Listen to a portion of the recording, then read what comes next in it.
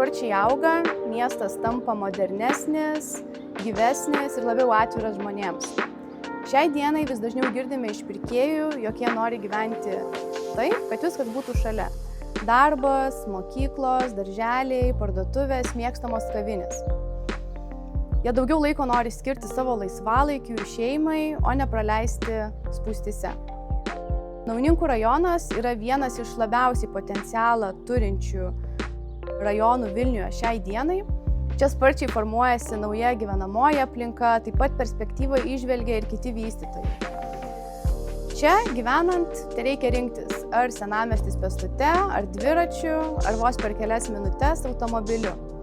Būtent dėl to ir mes, kaip vystytojas, pasirinkome ir įžvelgėme perspektyvą Naujininkų rajone vystyti savo naujausią projektą Monopolio namus. Kuriant Monopolio namus, taip kaip ir ankstesnius savo projektus, didelį dėmesį skyrėme žalioms poilsio erdvėms. Lygiai taip pat ir Monopolio namuose, šalia jų formuojame parką su poilsio erdvėmis, pasivaikščiojimo takais, pavėsinėmis, grilio zonomis, nes visa tai yra balansas tarp gamtos ir miesto, kas yra labai svarbu šiuolaikiniam žmogui.